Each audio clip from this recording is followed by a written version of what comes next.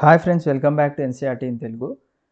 మనము India and the contemporary world 10th class history text book discuss చేస్తున్నాము. దీంట్లో భాగంగా మనకి సెక్షన్ వన్ అంటే ఈవెంట్స్ అండ్ ప్రాసెసెస్. దీంట్లో the rise of nationalism in Europe discuss చేస్తున్నాము. దీంట్లో సబ్ టాపిక్స్ మనకి 6 ఉన్నాయి. దాంట్లోనే ఇప్పుడు మనం last topic nationalism and imperialism. దీని తర్వాత చాలా ఇంపార్టెంట్ టాపిక్ ఏంటంటే నేషనలిజం ఇన్ ఇండియా. ఇది కంప్లీట్ అయిపోతే కనుక మనకి సెక్షన్ 1 కంప్లీట్ అవుతుంది. తర్వాత సెక్షన్ 2లో లైవ్లీహుడ్స్, ఎకానమీస్ అండ్ అలాగే సొసైటీస్ గురించి డిస్కస్ చేస్తాము. అండ్ సెక్షన్ 3 వచ్చేసరికి everyday life, culture and politics. So ఇవన్నీ కూడా మనకి చాలా సబ్ చాప్టర్స్ ఉన్నాయి కాబట్టి ఈ బుక్ చాలా పెద్దది. సో జాగ్రత్తగా వినండి.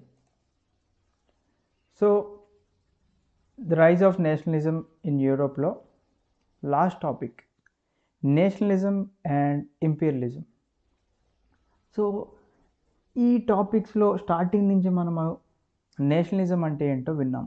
నేషనలిజం అంటే ఏంటి? ఏవైతే చిన్న చిన్న స్టేట్స్ కానీ లేకపోతే చిన్న చిన్న కింగ్డమ్స్ కానీ ఇవన్నీ కలుపుకొని అంటే కంబైన్డ్గా ఒక పెద్ద నేషన్ ఫామ్ చేయాలని చెప్పేసి ఈ నేషనలిస్టిక్ ఐడియాస్ వీళ్ళలో జనరేట్ అయ్యి ఒక నేషన్ని ఫామ్ చేసుకున్నారు. మరి ఇంపీరియలిజం అనే కాన్సెప్ట్ వచ్చింది ఇక్కడ. ఇంపీరియలిజం అంటే ఏంటి? ఏదైతే ఫామ్ అయిన నేషన్స్ ఉన్నాయో ఈ నేషన్స్లో స్ట్రాంగెస్ట్ నేషన్స్ ఏమనుకుంటూ ఉంటాయి, మాదే చాలా పవర్ఫుల్ నేషన్, మేము వేరే వాళ్ళని కంట్రోల్ చేయడానికి మా దగ్గర పవర్ ఉంది అని చెప్పేసి వేరే నేషన్స్ ఉంటాయి చూసారా, చిన్న చిన్న నేషన్స్. సో చిన్న చిన్న రీజన్స్ లేదా ఇంకా తక్కువ ధనం ఉన్న కంట్రీస్ ఏవైతే ఉన్నాయో వాటిపైన ఈ పెద్ద కంట్రీస్ ఏవైతే రిచ్ కంట్రీస్ ఉన్నాయో వీళ్ళ యొక్క పవర్ని యూజ్ చేసుకొని వాటిని కంట్రోల్ చేయడాన్నే ఇంపీరియలిజం అని చెప్పేసి చెప్తూ ఉంటాము. సో ఈ ఫస్ట్ పారాగ్రాఫ్లో మనకి ఏం చెప్తున్నారు అంటే, ఫస్ట్ మనకి ఏం డిస్కస్ చేసుకున్నాము ప్రీవియస్ చాప్టర్స్లో, first quarter of 19th century వరకు కూడా ప్రతి ఒక్కళ్ళ మైండ్లో కూడా ఒక లిబరల్ నేషనలిస్ట్ ఐడియాలు, అంటే మనకి ఫ్రీడమ్ కావాలి, మన నేషన్ సపరేట్గా ఉండాలి అని చెప్పేసి వాళ్ళు ఫైట్ చేయడం జరిగింది, యుద్ధాలు చేయడం జరిగింది. ఇదంతా ఒక ఎత్తు అయిపోయింది. ఇప్పుడు లాస్ట్ క్వార్టర్ ఆఫ్ 19th centuryకి వచ్చామంటే అరౌండ్ 1870s నుంచి 1900 వరకు అని చెప్పుకోవచ్చు మనము. దాంట్లోకి వచ్చేసరికి ఏమైంది అంటే ఎలాగో నేషన్స్ ఫామ్ అయ్యాయి. ఇప్పుడు ఫామ్ అయిన నేషన్స్ ఏవైతే ఉన్నాయో మేమందరం కూడా స్ట్రాంగ్గా ఉండాలంటే ఏం చేయాలి? వేరే చిన్న చిన్న నేషన్స్ ఏవైతే వాళ్ళకి పవర్ లేదో, వాళ్ళకి కెపాసిటీ లేదో, మిలిటరీ పవర్ కానీ ఏదైతే ఉందో ఇవన్నీ లేవో, అంటే వాళ్ళు తక్కువ ధనవంతమైన కంట్రీస్ ఇవన్నీ ఉంటాయో వాటిపైన మన పెత్తనం చూపెట్టాలి, వాటిని మనం కబ్జా చేసుకోవాలి, వాటిని మన అండర్ కంట్రోల్లో తెచ్చుకోవాలని చెప్పేసి ఐడియాస్ అనేవి స్టార్ట్ అయినాయి అన్నమాట. సో వీళ్ళ యొక్క ఓన్ ఇంపీరియలిస్టిక్ ఎయిమ్స్ అనేవి మనకి ఇక్కడ నుంచి స్టార్ట్ అయినాయి. సో ఇది మేజర్గా ఎక్కడి నుంచి స్టార్ట్ అయిందంటే 1871లో యూరోప్లో బాల్కన్ అనే రీజియన్, బాల్కన్ అంటే నథింగ్ బట్ అదొక peninsular region of the Europe. నేను ఒకసారి ఇప్పుడు మ్యాప్లో చూపిస్తాను. సో ఇది సిమిలర్ టు మన ఇండియా యొక్క పెనిన్సులర్ రీజియన్, అంటే సదర్న్ స్టేట్స్ ఏవైతే ఉన్నాయో అదే విధంగా యూరోప్లో మనకి ఇటు సైడ్ చూసుకుంటే బాల్కన్స్ అంటే present day Romania, Bulgaria, Macedonia, Greece ఇవన్నీ కూడా మనకి బాల్కన్స్ కింద వస్తూ ఉంటాయి. అండ్ ఇంకా ఇమేజెస్ ఉన్నాయి చూడండి, అంటే వరల్డ్ మ్యాప్లో చూసుకున్నట్లయితే మనకి ఈ ఇమేజ్ ఇలా కనిపిస్తుంది. సో ఈ బాల్కన్ రీజియన్ని, మోస్ట్ ఆఫ్ ద రీజియన్ని కంట్రోల్ చేసేది Ottoman empire. So Ottoman empire నుంచి బాల్కన్ రీజియన్ చిన్న చిన్నగా స్వతంత్రం తెచ్చుకున్నాయన్నమాట. సో ఇక్కడ మనకి ఇయర్స్ ఇచ్చారు చూడండి, 1882, 1881, 1878లో ఈ విధంగా మనకి 1912 వరకు కూడా మనకి బాల్కన్ రీజియన్స్లో వాళ్ళు ఇండిపెండెన్స్ తెచ్చుకోవడం జరిగింది. సో 1910కి వచ్చేసరికి ఇవన్నీ కూడా ఇండిపెండెంట్ రీజియన్స్ కింద ఫామ్ అయినాయి. ఇక్కడ చూసుకుంటే ఆస్ట్రియా హంగేరీ, ఇక్కడ ఇటలీ, ఇక్కడ Russia, Germany, Romania, Serbia, Bulgaria, Turkey, Greece. So ఈ విధంగా ఫామ్ అయినాయి. ఇవి ఎలా ఫామ్ అయినాయని ఇక్కడ మనకు ఒక జిఫ్లో ఇచ్చారు చూడండి.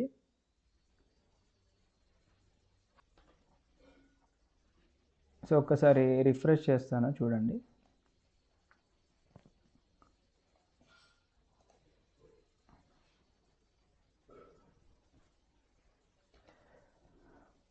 సో ఒక 5 సెకండ్స్ ఇది మళ్ళా స్టార్టింగ్కి వస్తుంది, అప్పటి నుంచి చూద్దాము. ఎందుకంటే జిఐఎఫ్ ఫైల్ కాబట్టి.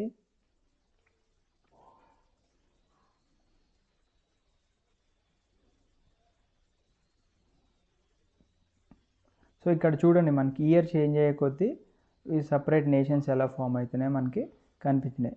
సో ఇక్కడ చూడండి 1796, 1800, 1807లో వచ్చేసరికి ఎంపైర్ ఏ విధంగా ఎక్స్పాండ్ అవుతుందో. 1829 గ్రీస్ ఫామ్ అయింది. 49లో కింగ్డమ్ ఆఫ్ సిసిలీస్ నుంచి ఇటలీ ఫామ్ అవుతుంది చూడండి మనం. సో ఇక్కడ ఇటలీ కంప్లీట్గా ఫామ్ అయింది.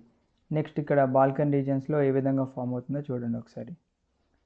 So kingdom of Yugoslavia, Romania, Bulgaria, Greece, మళ్ళా యుగోస్లేవియా మళ్ళా ఫర్దర్గా డివైడ్ అవుతుంది, అల్బేనియా.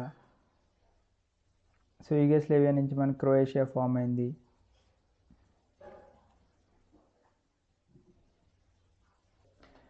సో ఇప్పుడు టాపిక్లోకి వచ్చేద్దాం. The most serious source of Nationalist tension in Europe after 1871 was the area called the Balkans. So మనం ఇందాక చూసిన బాల్కన్ ఏరియా ఏదైతే ఉందో అక్కడ ఈ నేషనలిస్ట్ టెన్షన్ అనేది చాలా ఎక్కువగా మారింది యూరోప్లో. ఎందుకు? ఇప్పుడు బాల్కన్ అంటే వాళ్ళ యొక్క జియోగ్రఫికల్ ఏరియా మనం చూసుకున్నా కానీ, వాళ్ళ యొక్క ఎథనిక్ వేరియేషన్ అంటే వాళ్ళ యొక్క ఓన్ కల్చర్ కానీ, వాళ్ళ యొక్క ఓన్ ట్రెడిషన్స్ కానీ, ఇవన్నీ కూడా మనకి ప్రజెంట్ డే ఉన్న Romania, Bulgaria, Albania, Greece, Macedonia, Croatia, Bosnia, Slovenia, Serbia and Montenegro, ఇవన్నీ ఏరియాస్ కూడా మనకి అంటే ఇప్పుడున్న ఇండిపెండెంట్ ఏరియాస్ అప్పుడు బాల్కన్ రీజన్ అని చెప్పి పిలుస్తూ ఉండేవాళ్ళు. అండ్ ఈ రీజియన్లో నివసించే వాళ్ళని ఏమనేవాళ్ళు అంటే స్లావ్స్ అని పిలుస్తూ ఉండేవారు. వీళ్ళు స్లేవ్స్ కాదు, స్లేవ్స్ అంటే బానిసలు, స్లావ్స్ అని పిలుస్తూ ఉండేవాళ్ళు. And most of the Balkan reason ఎవరి కంట్రోల్లో ఉండేదంటే ఆటోమన్ ఎంపైర్. సో మనము జర్మనీ ఎలా ఫామ్ అయింది, ఇటలీ ఎలా ఫామ్ అయింది, బ్రిటన్ ఎలా ఫామ్ అయిందో చూసామంటే వాళ్ళ యొక్క పెద్ద పెద్ద ఎంపైర్స్ ఏ విధంగా ఎక్స్పాండ్ చేసుకున్నారు. అదేవిధంగా ఆటోమన్ ఎంపైర్ కూడా one of the powerful empire ఇక్కడ. అండ్ ఈ బాల్కన్ రీజన్ ఏదైతే మనకి ఉందో ఇది ఆటోమన్ ఎంపైర్ కంట్రోల్లో ఉండేది. సో మనము ఇందాక చూసిన రొమేనియా, బల్గేరియా, అల్బేనియా ఇక్కడ మెన్షన్ చేసినవన్నీ కూడా ఆటోమన్ ఎంపైర్ కంట్రోల్లో ఉండేది. ఆటోమన్ ఎంపైర్ రూల్ చేసేది ఎవరంటే మెయిన్గా టర్కీ యొక్క రూలర్, అంటే ఒక ముస్లిం రూలర్ రూల్ చేస్తూ ఉండేవాళ్ళు. మనకి రొమాంటిసిజం అనే టాపిక్ డిస్కస్ చేసుకున్నాం. మోర్ దెన్ 20,000 మెంబర్స్ని చంపేయడం జరిగింది. అంటే వాళ్ళు ముస్లిం రూలర్స్, వాళ్ళ యొక్క డిఫరెంట్ లైఫ్ స్టైల్ ఉంటుంది. అండ్ బాల్కన్ రీజియన్లో ఉన్న స్లావ్స్ వీళ్ళ యొక్క లాంగ్వేజ్ స్లావిక్ లాంగ్వేజ్ యూజ్ చేస్తూ ఉండేవాళ్ళు. వీళ్ళ యొక్క లైఫ్ స్టైల్ అనేది డిఫరెంట్గా ఉండేదన్నమాట. సో వీళ్ళు ఏం చేశారు అంటే లేదు, మాకు ఆటోమన్ ఎంపైర్ నుంచి మేము సపరేట్ అయిపోవాలి, మాకు కూడా ఇండిపెండెన్స్ కావాలి అని చెప్పేసి చిన్న చిన్నగా ఒక్కొక్క నేషన్ ఇండిపెండెన్స్ కోసం సహాయపడుతూ ఉన్నాయి. So all through the 19th century the Ottoman Empire had sought to strengthen itself through modernization and internal reforms but with very little success. So మనం 19th century మొత్తం చూసుకున్నా కానీ ఆటోమన్ ఎంపైర్ దాని యొక్క స్ట్రెంగ్త్ని డిస్ప్లే చేయడానికి వేరియస్ రీఫార్మ్స్ తీసుకురావడం జరిగింది. Modern reforms ఇవన్నీ తీసుకొచ్చినా కానీ అక్కడున్న పీపుల్లో ఏమాత్రం కూడా చలనం లేకుండా పోయింది. One by one its European subject nationalities broke away from its control and declare independence. So Ottoman ఎంపైర్లో ఉన్న అంటే ఇవన్నీ కూడా ఒక గ్రూప్గా ఉన్న సింగిల్ నేషన్గా ఉన్న కంట్రీస్ ఏవైతే ఇందాక పైన మెన్షన్ చేశారో అవన్నీ కూడా ఒకదానమ్మట ఒకటి చిన్న చిన్నగా సపరేట్ నేషనాలిటీస్గా అంటే సపరేట్ నేషన్స్గా ఫామ్ అవడం స్టార్ట్ అయ్యాయి అన్నమాట. ఇప్పుడు ఒక నేషన్ ఫామ్ అయింది అనుకోండి ఫ్రెండ్స్, ఫస్ట్ కష్టపడి తర్వాత ఏమనిపిస్తుంది, అరే ఆటోమన్ ఎంపైర్ నుంచి ఒక నేషన్ సపరేట్ అయిపోయింది, మనం ఎందుకు సపరేట్ అవ్వకూడదు అని చెప్పేసి అదేవిధంగా ఒక చైన్ సిస్టమ్ లాగా మొత్తం అన్నీ కూడా సపరేట్ అవ్వడం స్టార్ట్ అయినాయి అన్నమాట. So the Balkan peoples based their claims for independence or political rights on nationality and used history to prove that they had once been independent but had subsequently been subjugated by foreign powers అని చెప్పేసి అంటున్నారు. అంటే మాకు independence కావాలి, మాకు కూడా కొన్ని political rights కావాలి, మేము అంతకుముందు కూడా ఇండిపెండెంట్గానే ఉన్నాము బట్ ఇప్పుడే మీరు మీ కంట్రోల్లో ఉన్నామని చెప్పేసి అంటున్నారు. సో మేము ప్రీవియస్గా చూస్తే ఇండిపెండెంట్గానే ఉన్నాం కాబట్టి ఇప్పుడు కూడా మేము ఇండిపెండెంట్గానే ఉంటాము, అది ఇది అని చెప్పేసి ఫైనల్గా వీళ్ళకి ఇండిపెండెన్స్ చిన్న చిన్నగా ఒక్కొక్క కంట్రీకి లభించడం జరిగింది. సో ఆ బాల్కన్ రీజియన్లో ఉన్న రెబేలియస్ నేషనాలిటీస్ అంటే తిరుగుబాటు చేసే జనాలు ఎవరైతే ఉన్నారో వీళ్ళందరి యొక్క స్ట్రగుల్స్ వల్ల వీళ్ళ యొక్క పురాతనమైన ఇండిపెండెంట్ నేషన్గా ఫామ్ చేయాలని చెప్పేసి వీళ్ళు ఫైట్ చేసి ఇండిపెండెన్స్ తెచ్చుకున్నారు.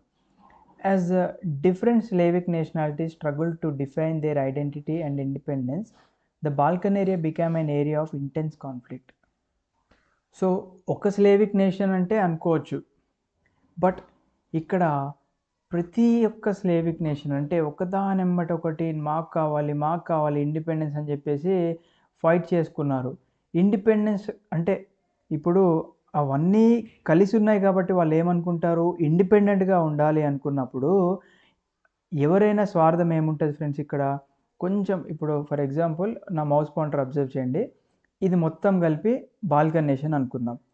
దీంట్లో ఒక చిన్న పార్ట్ ఇది వచ్చేసి ఫస్ట్ ఇండిపెండెంట్ నేషన్ ఫామ్ అయిందని ఎగ్జాంపుల్ అనుకుందాం.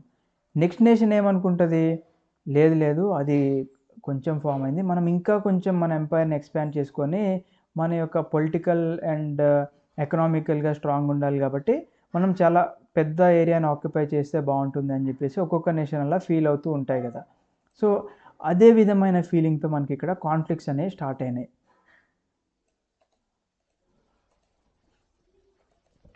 సో ఇక్కడ ఇచ్చారు చూడండి, the Balkan states wear fiercely jealous of each other. అంటే ఒకళ్ళంటే ఒకరికి బాగా జెలస్ ఫీలింగ్ వచ్చేసింది అనమాట. వాడు ఎక్కువ ఆక్యుపై చేస్తున్నాడు, మనం చేయాలి, అది ఇది అని చెప్పేసి each hope to gain more territory.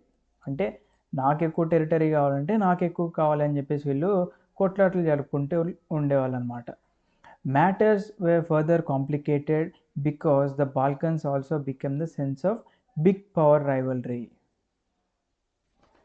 So ఈ విధంగా వీళ్ళు కొట్లాటలు జరుపుతున్న క్రమంలో మరి ఆల్రెడీ అప్పటికే ఫామ్ అయిన పెద్ద నేషన్స్ ఏం చేయాలి, రష్యా కానీ, జర్మనీ కానీ, ఇంగ్లాండ్ కానీ, ఆస్ట్రియా హంగేరీ వాళ్ళు చూస్తూ కూర్చోరు కదా.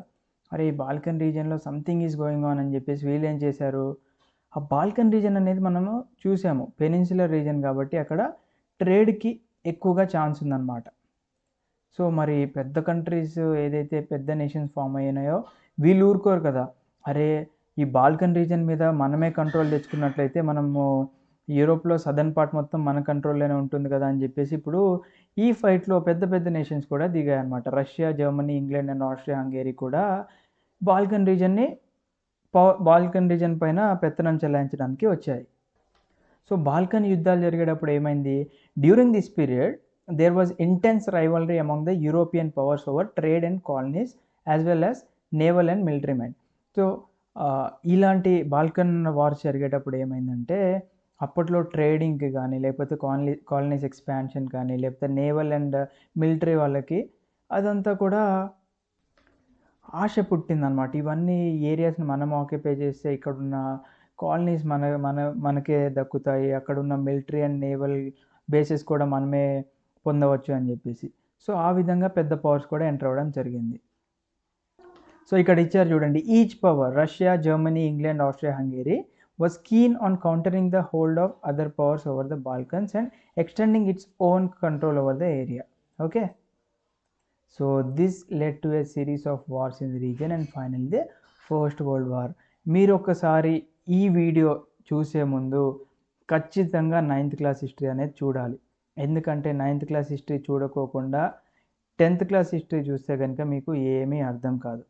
ఎందుకు ఈ బాల్కన్ రీజన్స్ నుంచి మనకి వరల్డ్ వార్ స్టార్ట్ అయింది, ఈ కాన్ఫ్లిక్ట్స్ వల్ల మనకి మొదటి ప్రపంచ యుద్ధం ఎందుకు స్టార్ట్ అయింది అని చెప్పేసి మనం 9th క్లాస్లో డిస్కస్ చేసుకున్నాం. ఓకే, సో ఖచ్చితంగా వరల్డ్ వార్ నేను 9th క్లాస్ హిస్టరీలో డిస్కస్ చేశాను. సో పక్కా అది చూడండి, మీరు చూసిన తర్వాత మీకు ఈ సెంటెన్స్ యొక్క మీనింగ్ అర్థమవుతుంది. This led to A series of wars in the region and finally the first world war. First world war start అవ్వడానికి కారణం నేను అక్కడ చెప్పాను, అది చూడండి. సో దీంతో మనకి సక్సెస్ఫుల్గా the rise of nationalism in Europe complete చేసుకున్నాం ఫ్రెండ్స్. నెక్స్ట్ మీరు ఈ నేషనలిజం ఇన్ యూరోప్ వినకపోయినా మనకి పెద్ద ఫరక్ పడదు. ఎందుకంటే being a citizen of India మనకి ఇండియా యొక్క నేషనలిజం ఖచ్చితంగా తెలుసుకోవాలి. అంటే it doesn't mean that Europe గురించి తెలుసుకోవద్దు అని చెప్పి కాదు. యూరోప్ గురించి తెలుసుకోవాలి. అది ఒక పార్ట్ లానే ఉండాలి. బట్ నేషనలిజం ఇన్ ఇండియా గురించి ఖచ్చితంగా అందరికీ గుర్తుండాలి. సో నెక్స్ట్ టాపిక్ మనం నేషనలిజం ఇన్ ఇండియా గురించి డిస్కస్ చేసుకుందాము. Thank you friends. జై హింద్. సో దీని తర్వాత చిన్న పార్ట్ ఒకటి ఉంది ఫ్రెండ్స్, మనం ఇందాక మిస్ చేసుకున్నాము.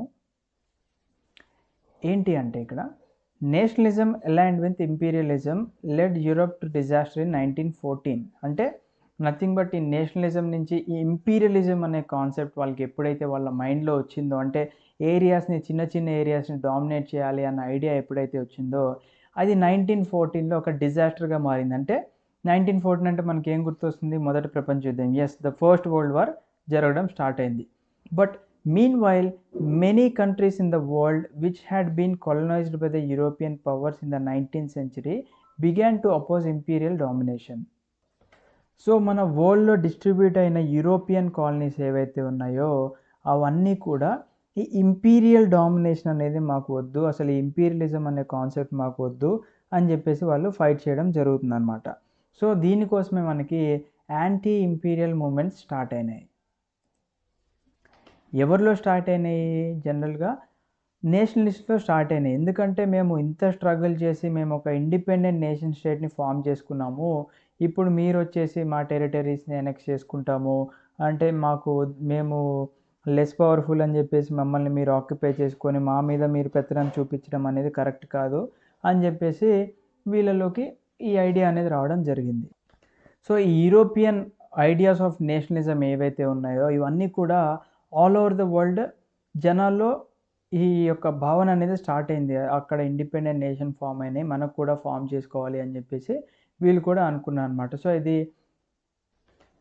మనం వరల్డ్ వైడ్ చూసుకోవచ్చు. న్యాచురల్ అండ్ యూనివర్సల్గా అందరూ దీన్ని యాక్సెప్ట్ చేశారు.